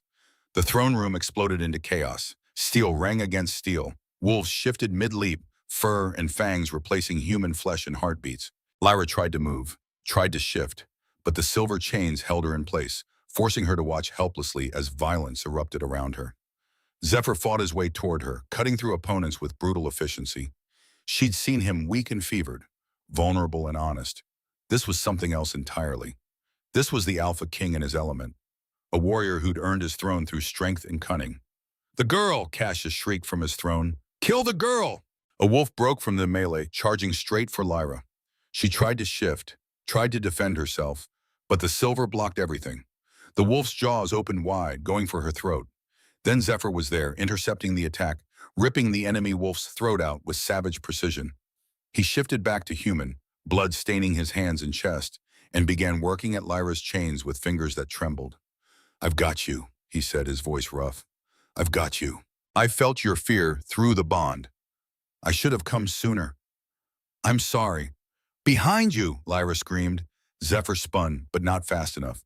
A blade caught him across the ribs, opening a deep gash that immediately began bleeding heavily. The wielder stepped into the torchlight, and Lyra's breath caught. She was in her mid-40s, elegant despite the violence, with silver hair braided back from a face that might have been beautiful if it wasn't twisted with bitter determination. Power radiated from her in waves that spoke of council seats and political influence. "Isolde," Zephyr gasped, one hand pressed to his bleeding side. "You?" "Me." Isolde Night Whisper, the name came to Lyra like a whisper from the shadows, advanced with her blade raised. "I'm sorry, Zephyr, but you're not the king your father was. You're weak, soft, too concerned with justice and reform to understand that power requires ruthlessness." "You're the third conspirator," Lyra said, the pieces falling into place. "Not just Cassius and the two alphas. You, head of the royal council," Isolde confirmed. "Someone had to guide this kingdom properly. Your father wouldn't listen to reason. Neither would Aldrich when he discovered our plans." She looked at Lyra with something that might have been regret. "I'm sorry about that, child. I liked your father. He was brilliant. But he was too loyal to a weak king to see the necessity of what we were doing." Zephyr staggered, his wound bleeding too much, too fast. The blade had been poisoned. Lyra could smell it from here. Wolfsbane again, mixed with something that made her stomach turn. Isolde raised her weapon, aiming not for Zephyr this time, for Lyra's heart. "If I can't have Aldrich's daughter as my pupil," she said softly, "no one will." Time seemed to slow. Lyra saw the blade coming. Saw Zephyr trying to intercept but too injured to move fast enough. Saw her own death reflected in polished steel. Around them the battle raged. Ronan was fighting three wolves at once. Ash, young, conflicted Ash, had turned on Garrett trying to free other prisoners. Blood painted the throne room floor in patterns that looked almost artistic in the torchlight. Cassius screamed orders no one was listening to anymore. And Isolde Night Whisper, who had loved Lyra's father enough to mourn him and hated Zephyr enough to betray him, drove her poisoned blade toward the heart of the Alpha King's mate. The blade plunged home. Lyra felt the steel punch through her chest, between her ribs, piercing straight through to her heart. Felt the poison surge into her bloodstream like liquid fire. Felt the world begin to fade. Somewhere Zephyr was screaming her name. Somewhere her wolf howled a sound of pure anguish. And somewhere deep inside, where her father's death ritual had planted a seed of impossible power, something began to wake. The pendant against her skin grew warm, then hot, then burning. Silver light exploded from Lyra's chest, bright enough to blind, pure enough to hurt. The chains holding her shattered, metal melting away like ice before flame. The sword embedded in her heart glowed white-hot, forcing Isolde to release it with a scream. Lyra's hands moved of their own accord, wrapping around the blade still buried in her flesh. She pulled. It came free in a spray of blood and light. The wound beneath, mortal, fatal, impossible, began to close. Flesh knit together at speeds that defied nature. Muscle reformed, skin sealed over the puncture until nothing remained but smooth, unbroken surface and a dress soaked in her own blood. Around the throne room, every living being had frozen. Even the wolves mid-shift, mid-fight, mid-kill, stopped to stare at the Omega who glowed like a fallen star. Lyra looked at her hands, at the silver light streaming from her palms, and understood. Her father's gift, the healing he transferred in that death ritual, dormant until she truly needed it, until death reached for her. And now she was something new, something powerful, something that would never be called broken again. "What is this?" Isolde stumbled backward, terror replacing a triumph. "What are you?" Lyra met her eyes, and when she spoke, her voice carried power that made wolves cower. "I'm Aldrich Sylvain's daughter," she said, "and you killed the wrong healer." The silver light didn't fade. It pulsed from Lyra's hands in waves, each surge brighter than the last, filling the throne room with radiance that turned shadows into memories and blood into something almost beautiful. The power sang through her veins like recognition, like coming home, like her father's voice whispering finally, "My little star." Finally. Around her, the battle had frozen. Wolves stood mid-shift, their forms caught between human and beast. Warriors held blades that suddenly seemed foolish against something that could resurrect the dead. Even the torches on the walls flickered in rhythm with her heartbeat, as if the fire itself recognized a new master. Isolde Night Whisper backed away, her weapon falling from nerveless fingers. "That's impossible. Aldrich's gift died with him. You made sure of nothing." Lyra took a step forward, and the light intensified. "My father knew you'd kill him, so he performed a death ritual 3 days before you pushed him off that cliff, transferred his healing gift to me, made sure that even if you succeeded in murdering him, the power would survive." She could see it now in Isolde's face. The guilt, the recognition, the terrible understanding that Aldrich had outsmarted them all from beyond the grave. "We didn't want to kill him," Isolde said, and her voice cracked on something that might have been genuine grief. "I begged Cassius to let me handle it differently. Aldrich was brilliant. He could have been an asset if only he'd what? Let you poison the king he loved like a son?" Lyra's laugh was sharp. "My father chose loyalty. You chose treason. Those aren't equivalent." Zephyr stumbled forward, one hand still pressed to his bleeding side. The poison in Isolde's blade was working through his system, turning his skin gray, his breathing labored. Even an Alpha King couldn't fight Wolfsbane forever. Lyra turned to him, her power flaring brighter, and something fundamental inside her shifted. She understood now. Understood what her father had seen in those final days. This gift wasn't just about closing wounds or curing illness. It was about seeing the damage that lived beneath skin and bone, the trauma that carved canyons through souls, the pain that made good people do terrible things. And it was about choosing who deserved healing. "Lyra," Zephyr said, his voice rough. "The poison. I know." She pressed her glowing palms to his ribs, and the light flowed from her into him. The effect was immediate and profound. His wound closed like a flower in reverse, flesh knitting together with such speed it seemed like time running backward. The gray tinge faded from his skin, replaced by healthy color. His breathing steadied, deepened, became strong again. But more than that, the light that flowed between them carried something else. Understanding, trust, the absolute certainty that whatever came next, they would face it together. The mate bond, partial and aching before, suddenly snapped fully into place. Zephyr gasped. Lyra felt it too, that final click of recognition, like a key turning in a lock that had been waiting her entire life to open. Not just attraction, not just chemistry, but the bone-deep knowledge that this person, this soul, was hers in ways that transcended choice or logic. Golden light erupted from Zephyr to twine with her silver, the two colors braiding together in the air between them. Every wolf in the throne room felt it, felt the completion of a bond so powerful it made the air itself vibrate. "Impossible," Cassius breathed from his throne. "A completed bond should take months. This is meant to be be," Ronan finished, his voice carrying across the stunned silence. Zephyr's beta stood with his sword still raised, but his expression held something like wonder. Fated mates, the bond completes the moment both choose. And she just chose. Lyra turned her attention to the throne room at large. To the wolves still frozen in combat. To the injured scattered across the floor, bleeding and broken. She saw them all, saw every wound, saw the history carved into their flesh. This one injured defending the king, that one hurt betraying him. This warrior carried scars from honorable battles. That noble bore marks from dishonorable choices. And she made a decision. The silver light expanded, cascading outward in a wave that touched every living being in the throne room. Friend and foe alike, loyal barrio and traitor, innocent and guilty. Every wound closed, every broken bone knit, every poison system purged. Wolves gasped as injuries that should have killed them simply vanished.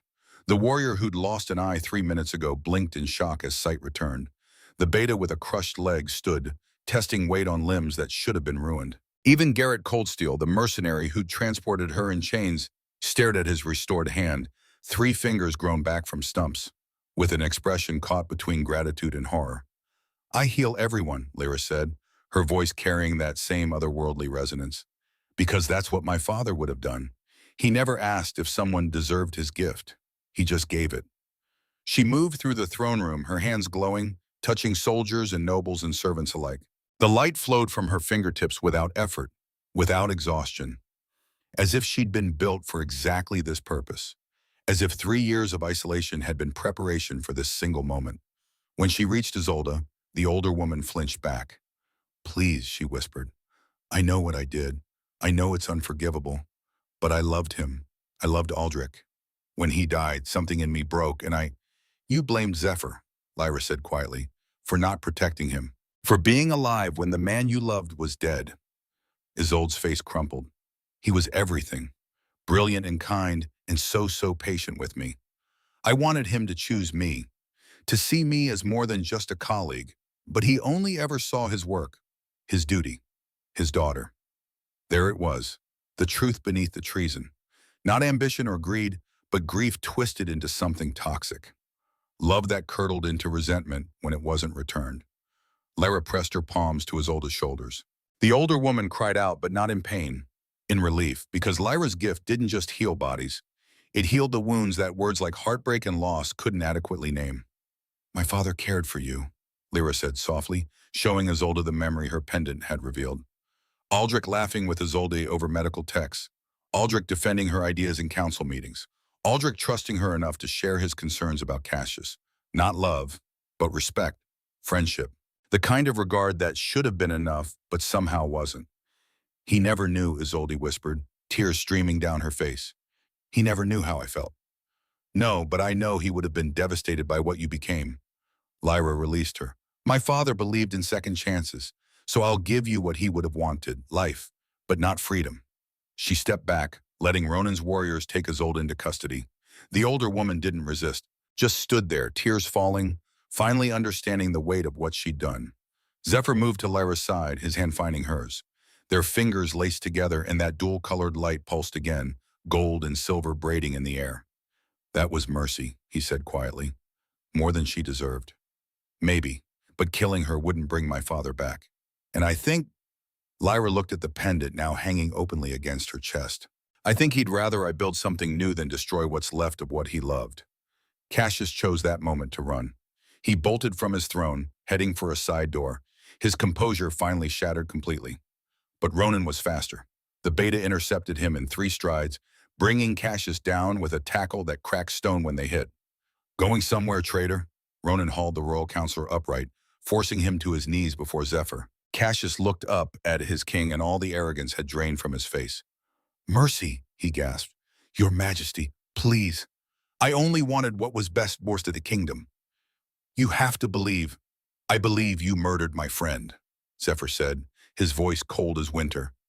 "I believe you poisoned me. I believe you ordered the abduction of my mate." He drew his sword, the blade singing as it cleared the scabbard. "And I believe justice is long overdue." "Wait," Lyra said, every eye turned to her. She approached Cassius, kneeling so they were eye level. This close, she could see the scars hidden beneath his fine clothes. Old wounds, poorly healed. And when she let her gift show her the truth beneath flesh, she saw something she hadn't expected. A child, maybe 8 years old, beaten by a father who valued strength over kindness, starved by a pack that saw him as worthless, taught that power was the only protection against a world that wanted to crush anything weak. Cassius Thorngate had been broken long before he'd started breaking others. "I see you," Lyra said quietly. "I see what was done to you, how pain carved you into something sharp and dangerous." Cassius stared at her, confusion and fear warring in his expression. "But seeing doesn't mean forgiving." Lyra placed her glowing hands over his heart. "You had choices, so many chances to be better, to choose healing instead of harm. You chose wrong every single time."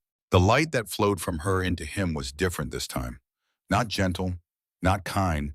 It was truth, burning and absolute, forcing him to feel every ounce of pain he'd caused, every life destroyed, every family shattered, every future stolen. Aldrich's death, Zephyr's poisoning, Lyra's father's final moments of betrayal and understanding. Cassius screamed. When Lyra pulled her hands away, he was sobbing, broken in ways that had nothing to do with body and everything to do with soul. "I'm sorry," he gasped. I'm sorry, I didn't." "You did," Lyra stood, "and now you'll face the consequences." She looked at Zephyr, saw the question in his amber eyes, saw him giving her the choice of how this ended. "Justice," she said, "not revenge, but justice." Zephyr's blade moved so fast it was almost merciful.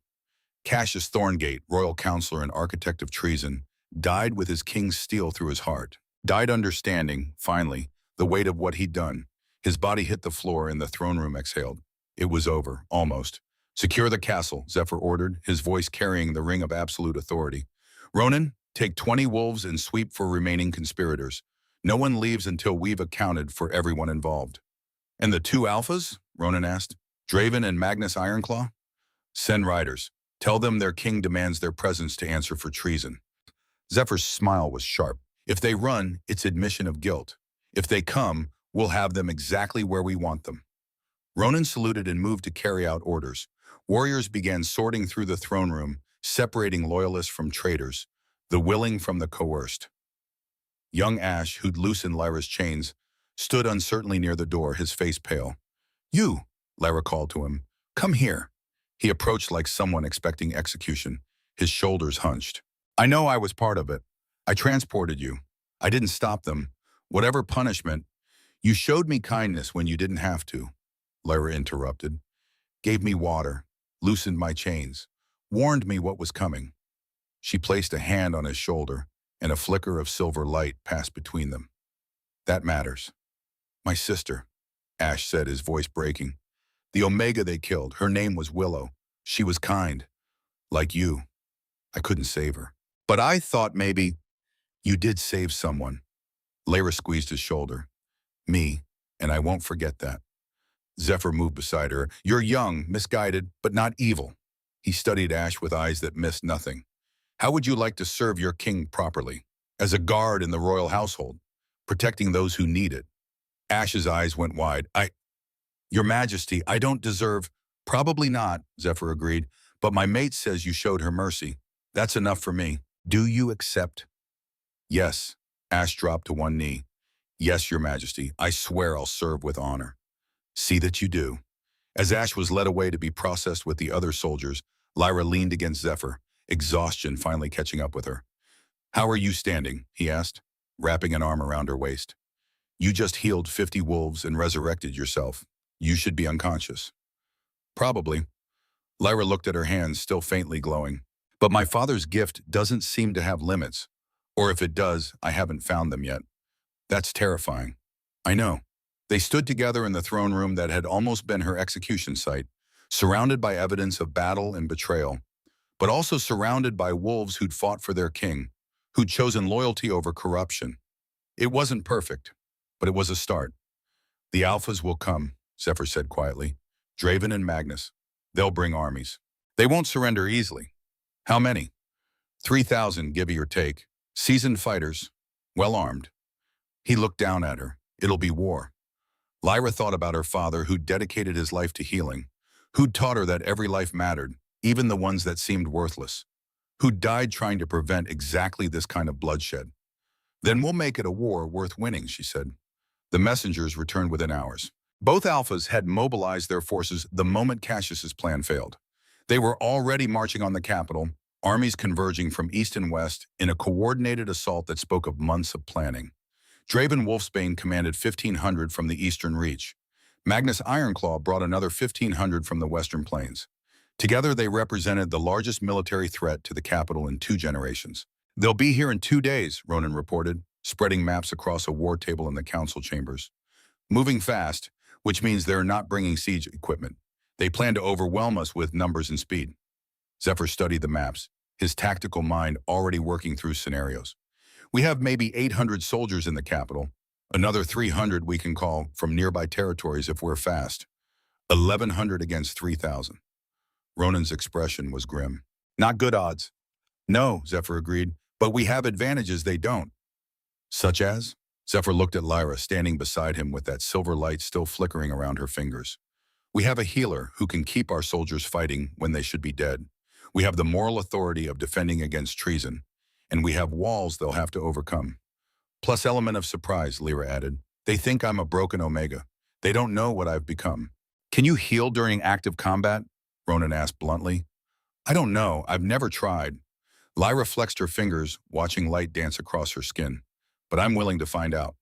They spent the next day preparing. Zephyr organized his forces with the precision of someone who'd commanded armies before.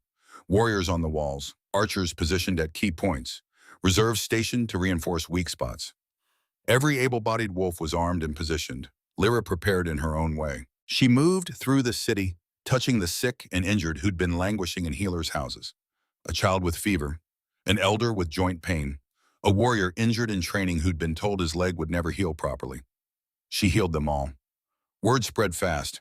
The king's mate, the Omega with silver light in her hands, was performing miracles in the streets. People began gathering wherever she went, bringing their sick, their wounded, their desperate. Lyra healed them until her hands shook, until Zephyr physically carried her back to the castle and ordered her to rest. "You're going to burn yourself out before the battle even starts," he said, depositing her on their bed.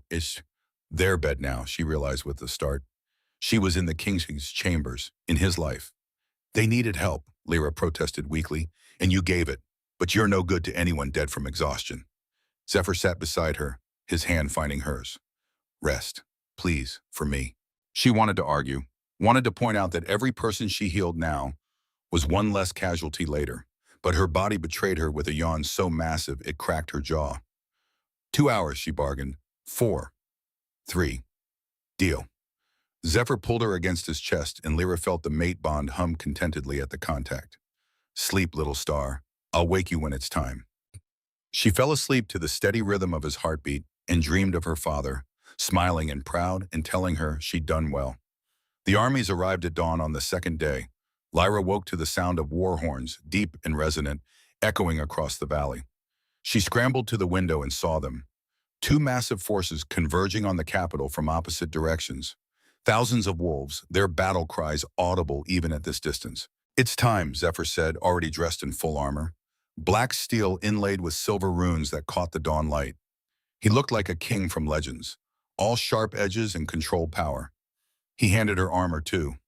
Leather reinforced with steel, designed for mobility, light enough that she could move freely, but strong enough to stop a blade. I can't fight, Lyra said, staring at it. No, but you can heal, and that makes you the most valuable asset on this battlefield. Zephyr helped her into the armor, his fingers deft despite the gravity of what was coming. Stay behind the lines, let Ronan's guards protect you, and when our soldiers fall, bring them back. Zephyr, I love you. The words came out rough, unpracticed, like he'd been holding them for 12 days and couldn't contain them anymore. I should have said it before. At the watchtower, when you saved me, when you let me go. I should have said it every day since, but I'm saying it now. I love you, Lyra Sylvain, and I will fight today knowing that you gave me something worth fighting for. Lyra's eyes burned. I love you too, which is why I'm terrified. Good. Terror keeps you sharp. He kissed her, hard and desperate, and full of promises about futures that might never come. Stay alive today, that's all I ask. Same to you. They descended to the castle walls together. Ronan met them, his armor dented from yesterday's throne room battle, but his expression calm. Draven's forces are positioning east, Magnus taking the west. They'll attack simultaneously, try to split our defenses. He looked at Lyra. Where do you want to be? Wherever the fighting is worst. That'll be everywhere soon. Ronan signaled to 4 guards. You 4, stay with the Luna. She goes nowhere without you, understood? They saluted. Yes, Beta. The battle began with arrows, thousands of them, darkening the sky like a plague of locusts. They rained down on the capital's walls, forcing defenders to duck behind stone. But Zephyr's archers returned fire, and Lyra watched wolves fall on both sides. Then the armies charged. 3,000 voices raised in a battle cry that shook the very ground. They hit the walls like a wave hitting cliffs, scrambling up with ladders and ropes, overwhelming defenders through sheer numbers. Lyra pressed her hands to the first fallen soldier, one of Zephyr's, a young woman with an arrow through her shoulder, and poured healing into the wound. The injury closed.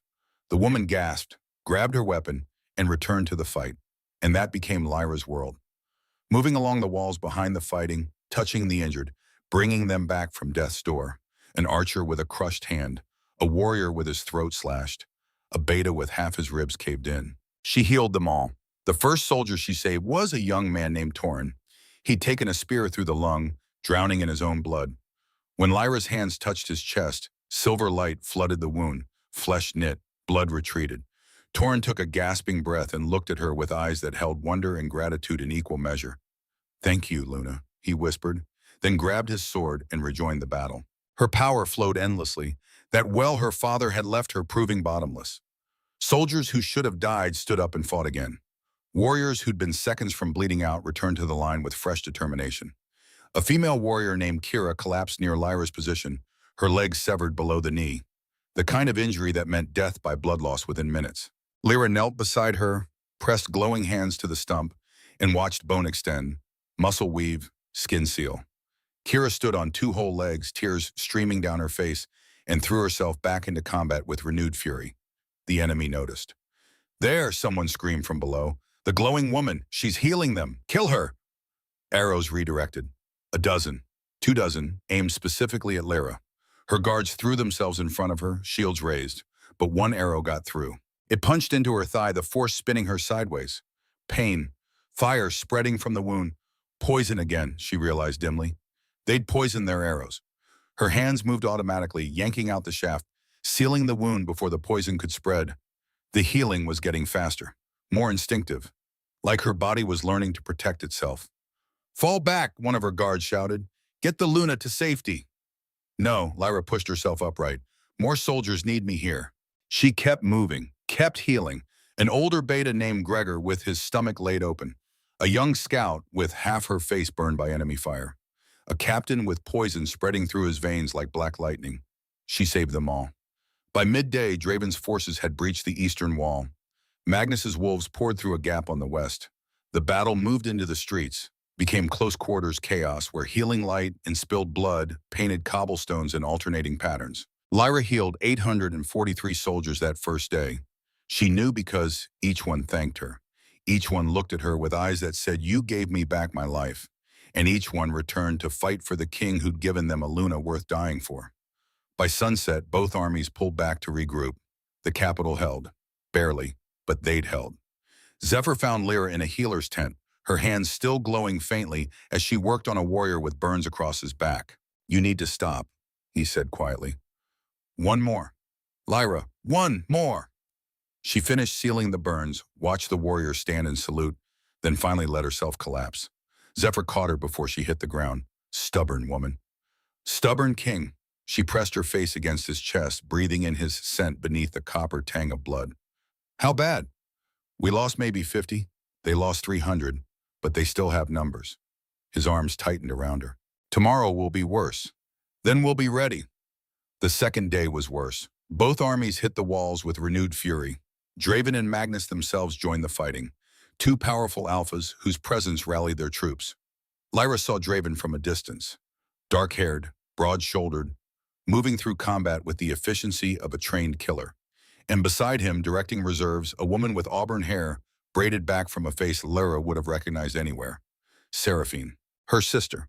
On the enemy's side, just like Garrett Coldsteel had said, something inside Lyra cracked. All the healing she'd done, all the mercy she'd shown, and her own sister stood with traitors. The fury that rose in her chest burned hotter than any wound. Silver light erupted from her hands, wild and untamed, spreading across the battlefield in a wave that touched every living thing. Friend and foe alike cried out as the healing washed over them. Injuries sealed, poisons purged. Exhaustion lifted like fog before sun. But for the enemies, the healing came with something else. Understanding. Truth. The weight of what they were fighting for, not honor or justice, but the ambitions of would-be tyrants. 300 of Draven's wolves threw down their weapons. "I won't fight for a lie," one shouted. Others echoed the sentiment. They'd been told they were defending the kingdom from a corrupt king. Lyra's healing had shown them the truth. Magnus Ironclaw himself staggered, staring at his hands. The moment her light touched him, he saw everything. The conspiracy laid bare, Cassius's manipulations, the innocent lives about to be lost for nothing but power. What did she do to us?" he gasped. "Gave you clarity," Zephyr called from the walls. "My mate shows you what you're really fighting for. And you don't like what you see." The battle turned.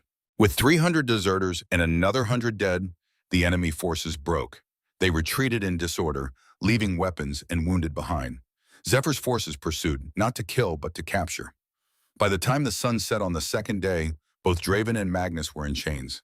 And Seraphine Wolfsbane, née Sylvain, knelt in the throne room with her hands bound, staring at the sister she'd believed dead for 3 years. "You're alive." Seraphine's first words weren't accusation, just shock. Pure, unfiltered shock that bordered on disbelief. Lyra stood before her, still in battle-stained armor, silver light flickering around her fingers. "I am. They said you died. In the mountains. 3 years ago." Seraphine's voice cracked. "I mourned you. I thought I'd lost everyone. You didn't lose me. You chose to believe I'd abandoned you." Lyra crossed her arms, trying to hold back the tsunami of emotion threatening to drown her. "And then you married our enemy. Why?" "Draven showed me proof," Seraphine's composure shattered. "Letters in your handwriting saying you'd joined another pack, that you were happy, that I was better off without you dragging me down." Lyra's stomach turned. I never wrote those letters. I know that now. Tears streamed down Seraphine's face. Your mate's healer examined them. Forgeries, good ones. Cassius had them made. He wanted us divided, broken, and it worked. The throne room was packed with witnesses. Every territorial alpha who'd remained loyal, every council member who'd survived the purge. They watched this reunion with the attention of people who understood its importance. Zephyr stood beside the throne, his throne now, properly, and said nothing, giving Lyra the space to handle this herself. When did you figure out the truth? Lyra asked. Yesterday, during the battle, when your healing touched me. Seraphine's chains rattled as she gestured helplessly. I felt everything. Father's death, your fear, the lies Draven told, all of it, clear as daylight. I surrendered immediately, begged our troops to stop, but Draven knew the letters were fake, Lyra finished. He manipulated you deliberately. Yes, Seraphine's voice dropped to a whisper. I've been such a fool. Lyra wanted to rage, wanted to scream about 3 years of believing her sister hated her. 3 years of isolation that could have been prevented if Seraphine had just trusted her. But the healing gift showed her something else. Showed her a 23-year-old woman grieving her father and sister simultaneously. Showed her Draven's careful manipulation, preying on grief and loneliness until Seraphine believed the lies because the truth was too painful. Showed her that victims could also be perpetrators, and that forgiveness didn't erase consequences. I loved you, Lyra said quietly. You were my sister, my only family after father died. And you believed I'd leave you without a word. That hurt more than anything else. I'm sorry. Seraphine was openly sobbing now. I'm so sorry. If I could take it back. You can't. None of us can. Lyra looked at Zephyr. What's the sentence for treason? Typically, execution. He met her eyes steadily, but the law allows for mercy in cases of proven manipulation. If the accused can demonstrate they were coerced or deceived, exile is an option. Then I want exile. Lyra turned back to her sister. For both of you, you and Draven, but separately, you lose each other. That's the price of what you've done. Seraphine's face crumpled. Please, I know I don't deserve mercy, but it's not mercy, it's justice. Lyra's voice was hard. Draven goes to the northern wastes. You go to the Covenant of Healing Sisters, the monastery on the eastern coast. 5 years of service, healing the sick, learning what it means to actually help people instead of helping yourself. 5 years, Seraphine whispered. And when those 5 years are done, if you've truly learned, truly changed. Lyra paused. Then maybe we can talk about being sisters again. Maybe. It was more than Seraphine deserved. They both knew it. But it was also what Aldrich Sylvain would have wanted. Second chances, redemption, the belief that people could be better than their worst moments. Seraphine was led away, still crying, but with something in her eyes that might have been hope. Draven's execution came next. He'd known the letters were forgeries, had deliberately used Seraphine's grief to further his ambitions. There was no manipulation defense for him, no mercy. Zephyr's blade was quick, merciful in its efficiency, if not its intent. Magnus Ironclaw faced a different fate. His crimes were real, but motivated by ambition, tempered with genuine belief that Cassius would be a stronger king. When Lyra's healing had shown him the truth, the murders, the bloodshed, the innocent lives lost, he'd broken down. I thought I was serving the kingdom, he said during his trial, his voice hollow. I was wrong. He was exiled to the southern desert, stripped of his alpha title and all holdings, a harsh sentence, but one that allowed for life and potential redemption. Isolde Night Whisper's trial was last. The former head of council stood before Zephyr with dignity, despite her chains. Age had marked her face with lines that spoke of hard decisions and harder regrets. I loved your father, she said to Lyra. Not as excuse, as explanation. Aldrich was everything I valued. Brilliant, dedicated, kind in ways I'd never experienced. When he died and you, she nodded at Zephyr, didn't even seem to care. I let grief poison me into something ugly. I cared, Zephyr said quietly. I mourned him, but I had a kingdom to protect. I couldn't fall apart publicly. I understand that now. Too late, but I understand. Isolde looked at Lyra. Your father would be proud of you, the healer you've become, the mercy you've shown. He'd be disappointed in you, Lyra said bluntly. You betrayed everything he stood for. I know, but he'd also forgive you. Lyra sighed. So I will too, eventually. For now, you're exiled to the Western Territories. Work in their hospitals. Heal instead of harm. Prove you remember what my father taught you. Isolde bowed her head. Thank you. As she was led away, Zephyr took Lyra's hand. You're more merciful than I expected. Father's influence. Lyra leaned against him, exhausted. Is it over? Finally? One more thing. Zephyr gestured to Ronan, who brought forward a small box worked in silver and obsidian. The war is won. The traitors dealt with. Now we make it official. Make what official? You being my Luna. The claiming ceremony was held 3 days later, giving the capital time to clear the dead and begin rebuilding. All 7 territorial alphas attended, the ones who'd remained loyal and the ones who'd surrendered when they realized they'd been deceived. Together, they represented every pack in the kingdom. Lyra wore a dress of midnight blue that made her skin glow, her auburn hair braided with silver thread. The pendant her father had given her hung openly against her chest, catching the light. Zephyr wore ceremonial armor, black steel inlaid with silver runes. He looked every inch the warrior king as he took her hand before the assembled crowd. I claim this woman as my mate, he announced, his voice carrying power that made lesser wolves bow their heads. Lyra Sylvain, daughter of Aldrich the Healer, survivor of rejection, keeper of the ancient gift. She is mine by choice and destiny both. Any who challenge this claiming challenges me. Silence. No one dared speak against the Alpha King. Do you accept? Zephyr asked her, his amber eyes holding hers. I accept, Lyra said clearly. I claim you as my mate, Zephyr Ashenwolf, Alpha King of the 7 territories. I choose you freely, completely, for as long as we both live. The mate bond, already complete, flared between them, but this time it was visible to everyone. Golden light erupted from Zephyr to twine with Lyra's silver, the 2 colors braiding together in the air above their joined hands. The crowd gasped. Mate bonds were usually private, invisible to outsiders. This one blazed like a beacon, undeniable and overwhelming. Zephyr pulled Lyra close, his teeth finding the juncture of her neck and shoulder. The bite was both pain and pleasure, the claiming mark that would announce to every wolf that she was taken, protected, cherished. Lyra's teeth sank into his shoulder in return, completing the ritual, and the dual-colored light exploded outward in a wave that washed across the entire capital. Every sick child in the city suddenly healed, every lingering injury from the battle sealed. Gardens that had been trampled during fighting bloomed overnight. Even the walls damaged in the assault showed cracks filled with silver light, stronger than they'd been before. The capital itself had been blessed by their union. Lyra pulled back from the bite, dizzy with power and emotion and the absolute certainty that this was right. This was meant to be. My Luna, Zephyr said softly for her ears alone.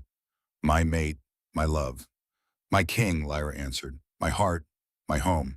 They stood together before their people, bound by choice and magic and the kind of love that changes kingdoms. 6 months later, Lyra stood in the renovated watchtower and watched snow fall over the Storm Ridge Mountains. The structure had been transformed, no longer a crumbling exile's refuge, but a proper healing sanctuary, stone reinforced and rooms expanded. A sign over the entrance read, Aldrich Memorial Healing Center, where all are welcome. 20 healers worked here now, trained by Lyra in her father's methods. They served everyone who came, pack wolf or rogue, alpha or omega, no questions asked. Just healing, freely given, in Aldrich Sylvain's memory. Lyra placed a hand on her swollen belly, feeling the child within kick strongly. 6 months pregnant, and already the baby showed signs of power. Sometimes her stomach glowed faintly. Silver when the baby was calm, gold when agitated, both colors swirling together when especially active. Causing trouble already, Zephyr said, wrapping his arms around her from behind, his hands covering hers on her belly, just like their mother. I don't cause trouble. Trouble finds me, because you go looking for it. He pressed a kiss to her claiming mark, the scar that announced to everyone she was his. Are you happy? Lyra looked around the watchtower that had been her prison and sanctuary, at the healing center that honored her father's legacy, at the capital visible in the distance, rebuilt and thriving under their joint rule, at the letter on the table, arrived just this morning, bearing Seraphine's handwriting. Sister, I'm learning. The covenant is harsh but fair. I spend my days healing the poor, the forgotten, the ones our father would have prioritized. It's hard work, humbling work, but good work. I think about you often, about what I lost through my own stupidity, about the sister I failed. 4.5 years remain on my sentence. When they're done, I'd like to see you, if you'll allow it. No demands, no expectations, just a chance. I'm sorry. Every day, I'm sorry. Seraphine, I'm happy, Lyra said finally. Not because everything is perfect, but because we're building something better. Something Father would be proud of. He would be. Zephyr's hand glowed faintly gold against her belly, answered by the baby's silver light. Our child will bridge all ranks, heal all divisions. No pressure on them then.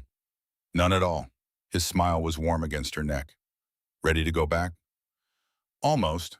Lyra moved to the window, looking out at the mountains she'd once fled to. Thank you for this, for understanding why I needed to keep it. It's where we met, where you saved me, where everything changed. Zephyr joined her at the window. Of course we keep it. This is where our story started. Snow continued to fall, blanketing the world in white. But it wasn't the terrifying blizzard Lyra had carried a dying wolf through anymore. It was just weather. Just another season in a life that had become more than she'd ever dreamed possible. She'd been broken, rejected, alone. Now she was claimed, cherished, powerful. The journey from one to the other had cost her family, innocence, and the illusion of safety. But it had given her everything that mattered: purpose, love, and the courage to face whatever came next. Ready? Lyra said, taking Zephyr's hand. Let's go home. Together they left the watchtower, walking toward the horses that would carry them back to the capital, back to their throne and their people and their responsibilities.